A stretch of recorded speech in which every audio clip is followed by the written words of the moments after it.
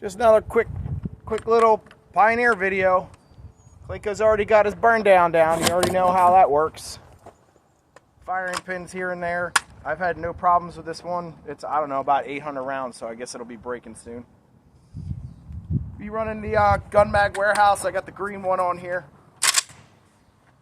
And it's got a K&S adjustable gas on it, so it doesn't move. Nice flat shooter. Got a 74 brake from Atlantic on there. Doesn't move. It's real nice. 25 yards, you're doing, I don't know, like inch-ish. 50 yards, it moves out to maybe like inch and a half.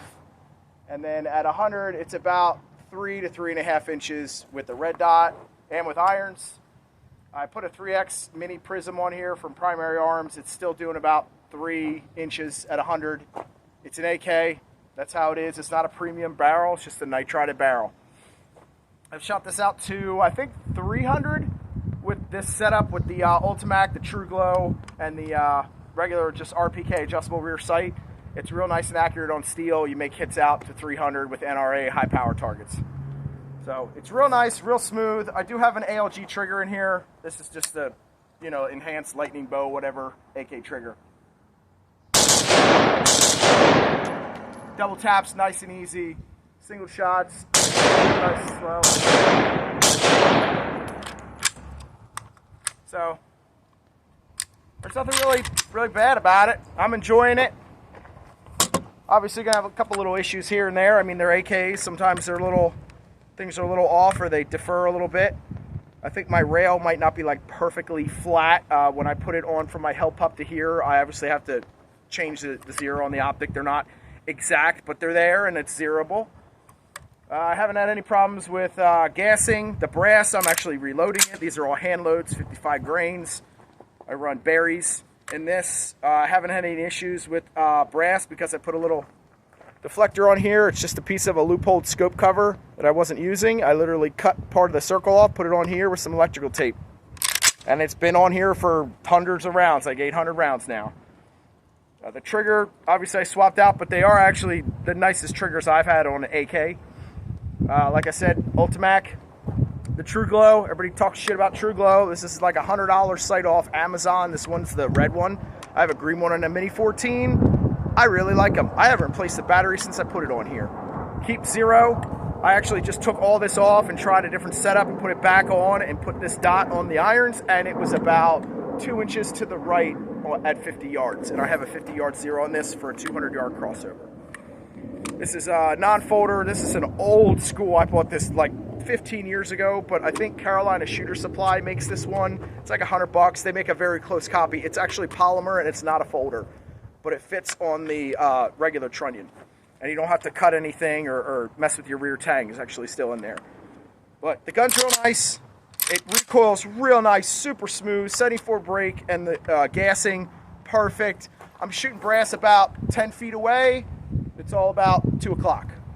So I really like these things. If you want an AK and you don't want to spend a bunch of money, just go buy a Pioneer on Atlantics. This was $569 with that wire side folder. I sold that for like $75. So with the transfer, I have like maybe $550 into this. I got a Surefire 6P that I can thumb brake, and I got a little Olight little adapter. It's a True Glow, the M1B Ultimac, and the is it K&S? Whoever, the adjustable on, you have to get the small bore piston. I had to go on their website. Atlantic doesn't sell the small bore, but I mean, it's a really simple build. Quality's great. Unlike a Riley, the rivets are good, and you can see the finish, the sheen matches all the way around. There's no issues with you know, this being flat, and then this being gray, and this being black, and all that crap. It's none of that. So I don't know why anybody is buying a Riley at all. Just go buy a Pioneer.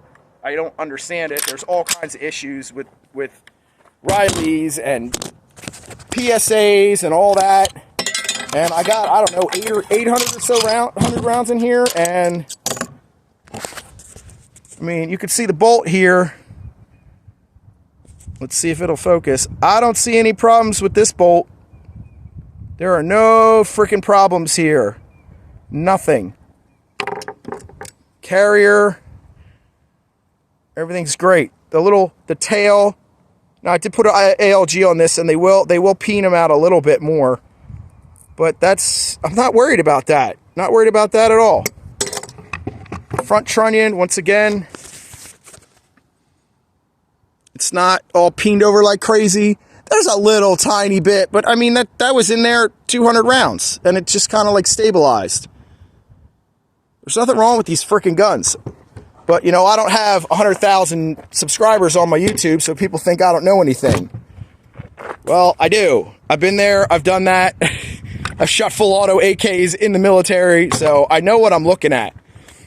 Just people don't want to listen to me because, like I said, you know, I'm not Mike or I'm not Clay. So whatever. I've been doing this as long or longer than Clay and Mike have been doing stuff. So take it for what it's worth. But if you want an AK and you want a cheap one, just go get a Pioneer.